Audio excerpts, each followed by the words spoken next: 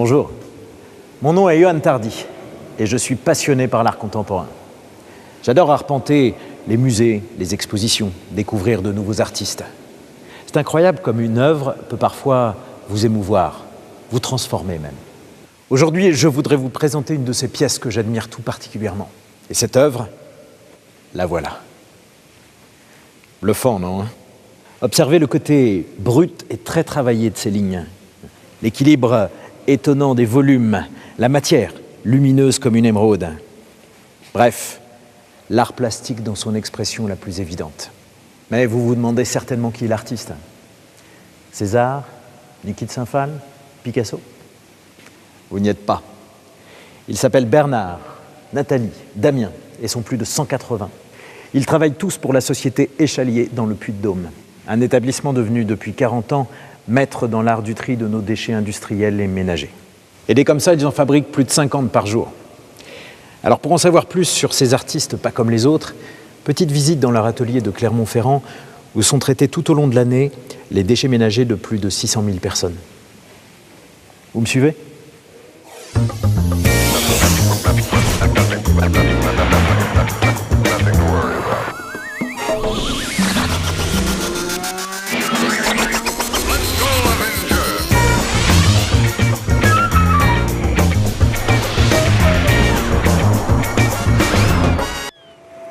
Première étape essentielle, bien sûr, pour nos créateurs, la collecte des matériaux qui vont servir à la fabrication d'une œuvre.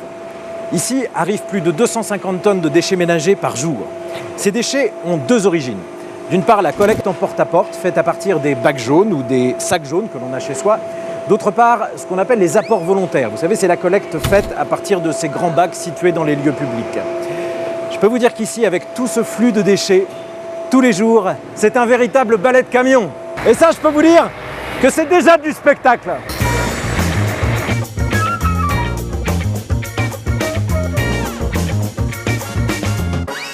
À l'arrivée au centre, le passage obligé pour chacun d'entre eux, c'est la pesée. Après son déchargement tout à l'heure, ce camion sera de nouveau pesé à vide afin de connaître très précisément le poids des déchets qu'il aura déchargés.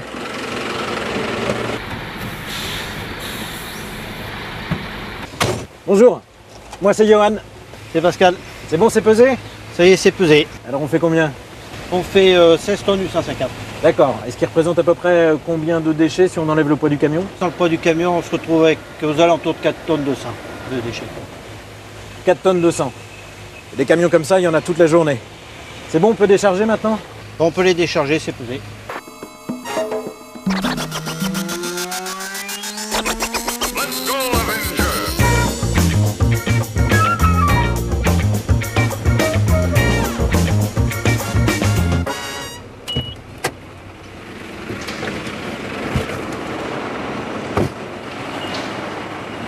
Tous les déchets sont déposés ici, dans ce grand hangar de plus de 2000 m². Ici, les apports volontaires, déjà triés par grande famille évidemment, hein, papier, carton, emballage.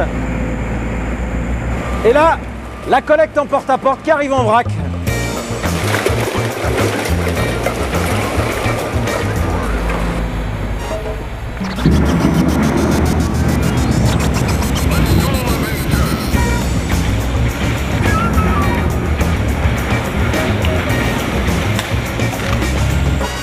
Regardez un peu ces amoncellements de matière, ce mélange des couleurs.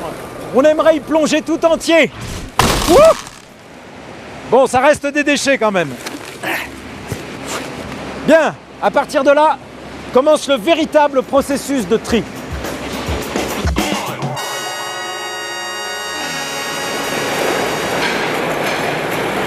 La première étape va consister à séparer dans cet immense tas deux grandes familles de déchets.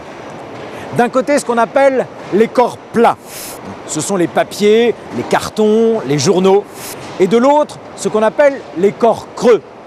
Ce sont tous les contenants, comme les bouteilles plastiques par exemple, ou encore les boîtes métal, canettes, boîtes de conserve, etc. Bon, on peut me redonner une apparence normale, là j'ai l'air d'un barbapapa, c'est ridicule. Pour commencer, les déchets vont être chargés par ce drôle d'engin articulé dans une trémie, cette sorte de grand bac rouge. La trémie va permettre, entre autres, d'ouvrir les sacs mais surtout de réguler l'acheminement des déchets vers les différentes étapes de leur traitement. À commencer par un premier tri mécanique constitué de 2 machines qui se trouvent juste ici au-dessus de moi.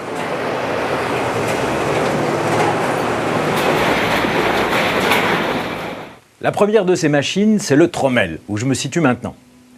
Trommel, ça veut dire tambour en allemand. Et comme vous le remarquez, ça ressemble vraiment au tambour d'une machine à laver. Mais une machine à laver pour famille nombreuse, parce qu'il ne fait pas moins de 8 mètres de long et 3 mètres de diamètre. En fait, les déchets vont traverser ce cylindre en rotation, et les trous que vous voyez ici vont laisser passer à l'extérieur du cylindre les corps creux et les autres déchets de petite et moyenne taille. Les papiers, les cartons, les journaux vont quant à eux traverser le tambour et être acheminés vers la cabine de tri des corps plats, que nous visiterons tout à l'heure. Intéressons-nous pour le moment à tout ce qui est passé entre les mailles du Trommel et qui va être envoyé vers la seconde machine du tri mécanique. Cette machine s'appelle le crible balistique. Rien à voir, rassurez-vous, avec les activités de la police scientifique.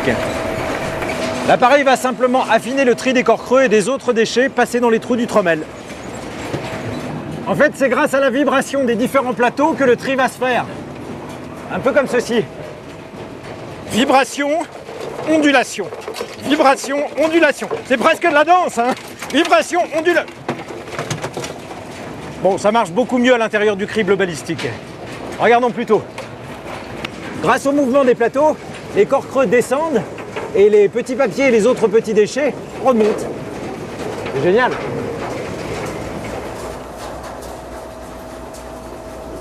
À la fin du passage dans la machine, on aura réussi à séparer 3 flux. Les corps creux, les petits papiers et les autres petits déchets. Ces autres petits déchets sont encore appelés les fines. C'est charmant comme appellation, non? Elles sont constituées de fragments de papier, de bouchons, de capsules. Eh bien, sachez que malgré ce nom délicat, les fines seront considérées comme refus de tri et non valorisées. Eh oui, tous les déchets ne méritent pas de finir en œuvre d'art. C'est pourquoi il est important de faire le meilleur tri qui soit à la maison, en suivant scrupuleusement les consignes indiquées sur le couvercle des poubelles jaunes. Les petits papiers, quant à eux, seront compactés. Pour ce qui est des corps creux, ils ont encore un long chemin sur le parcours du tri. Alors continuons à suivre ensemble la fabrication de mon œuvre préférée. Nous voici maintenant dans la grande salle de tri des corps creux. Et c'est là, croyez-moi, que l'art du tri prend toute sa mesure.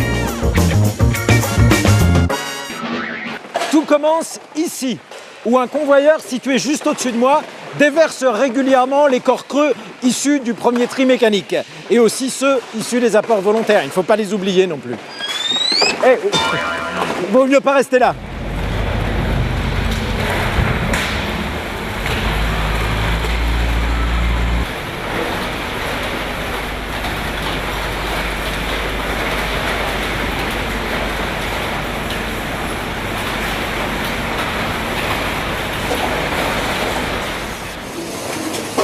Première séparation. L'acier est retiré par un overband magnétique, sorte de gros aimant en rouleau. Viendra ensuite le tour de l'aluminium qui sera retiré par un procédé comparable dit courant de Foucault. Cela donne lieu à de magnifiques réalisations artistiques comme celle-ci. J'aime aussi beaucoup. Ouais, beaucoup.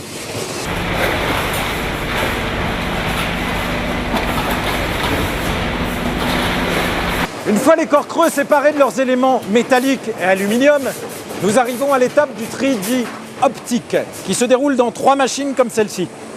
Mais cela mérite, je crois, quelques explications.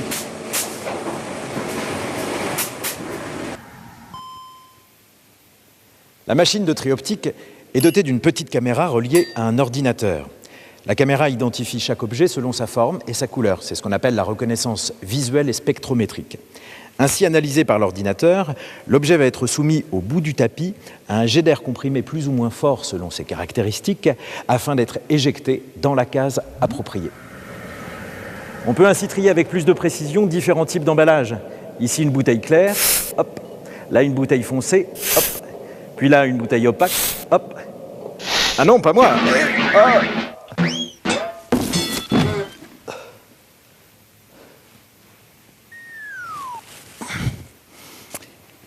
Oui, bon, ça va. Je ne suis pas encore à mettre à la poubelle tout de même. À la fin du tri optique, on aura réussi à séparer les emballages liquides alimentaires, type tétrabrique, les PET clairs, comme les bouteilles d'eau transparentes, les PET foncés, comme la plupart des bouteilles d'eau pétillante, et les PEHD, c'est-à-dire toutes les bouteilles opaques. Flacons d'assouplissant, bouteilles d'huile, bouteilles de lait, etc. Absolument prodigieux!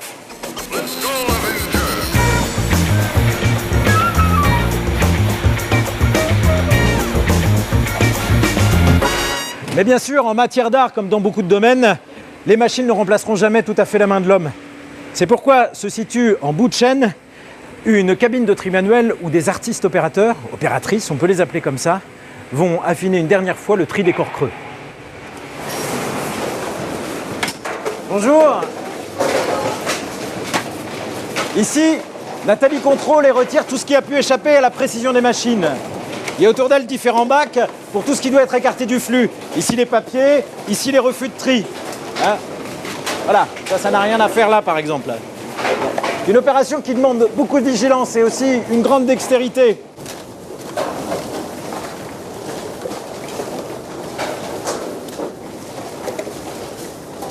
C'est quand même 5 tonnes de déchets qui passent chaque heure sous leurs yeux.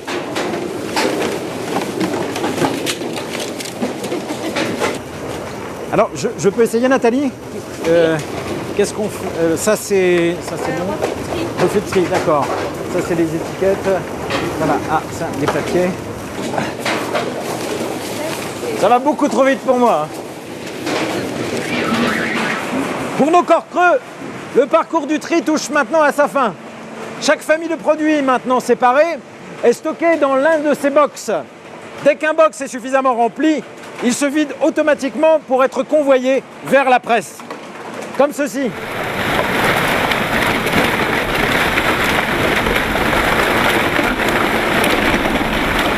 Et maintenant, nous allons pouvoir vivre ensemble la dernière étape de la création, le compactage.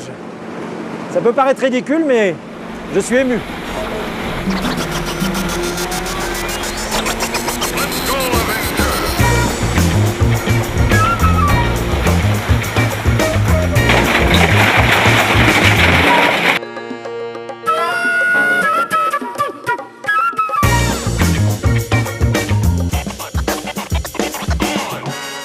Et en quelques dizaines de secondes, voici la merveille. Elle est magnifique, non? J'ai l'impression que c'est un peu la mienne, que c'est un peu ma sculpture. J'ai envie de lui donner un nom. Agathe. Ça lui va bien, non, Agathe?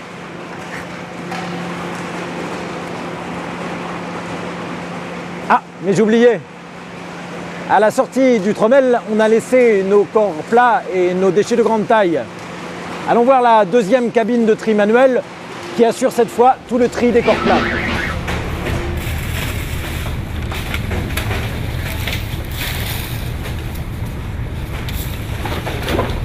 Dans cette cabine travaille une quinzaine d'artistes opérateurs qui se concentrent chacun sur un type de déchet.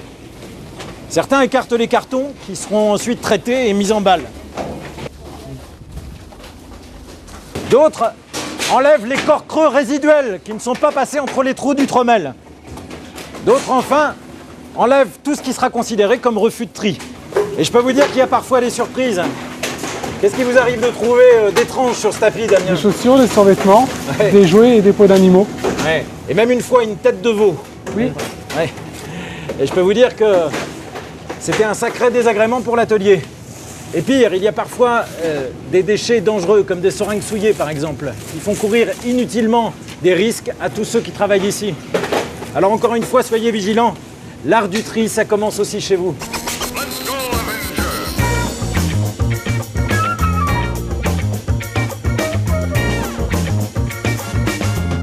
À la fin du parcours, il reste uniquement les journaux et les magazines qui sont stockés ici dans ces grands trémies, avant d'être expédiés dans les filières papetières. Car vous l'aurez compris, ces œuvres ne sont qu'éphémères. Ce qui ne les rend peut-être que plus belles encore. Elles sont maintenant prêtes à approvisionner les différentes filières de recyclage. Après plusieurs étapes de transformation, elles deviendront des matières premières secondaires pour l'industrie plastique, papetière ou encore métallurgique. Croyez-moi, depuis quelques années, La généralisation du tri sélectif a permis d'accroître considérablement la part de ces matières premières secondaires dans la fabrication de nos produits quotidiens. Aujourd'hui, 60% de la production papetière provient du recyclage. Et selon ces caractéristiques, chaque matériau aurait le droit à une seconde vie parfois inattendue. Ces bouteilles transparentes, par exemple, deviendront peut-être des fourrures en laine polaire ou des couettes pour l'hiver. Ces bouteilles opaques se transformeront peut-être en coques de planche à voile ou en bac à fleurs. Et tout ça, c'est évidemment un bénéfice considérable pour l'environnement. Savez-vous par exemple que pour fabriquer du papier à base de pâte recyclée, on utilise 90% moins d'eau qu'avec la pâte issue directement du bois? Ou encore que pour les plastiques, chaque tonne recyclée fait économiser jusqu'à 800 kg de pétrole. C'est quelque chose tout de même. Alors, quand l'art se mêle aux grands enjeux de la planète, moi je dis qu'il peut changer nos vies, nous rendre un peu meilleurs. Allez Agathe, je t'emmène. Oui, celle-là je la garde, elle est trop belle. Et puis elle ira bien dans mon salon à côté du canapé là. À moins que je la mette près de la bibliothèque. Ouais, ce serait pas mal près de la bibliothèque. Ou alors, près de la cheminée. Eh oui, ce serait bien près de la cheminée. Pourquoi pas dans ma chambre? Ouais. Bien sûr, dans ma chambre, c'est là où elle sera le mieux. Agathe, à partir de demain, on dort ensemble.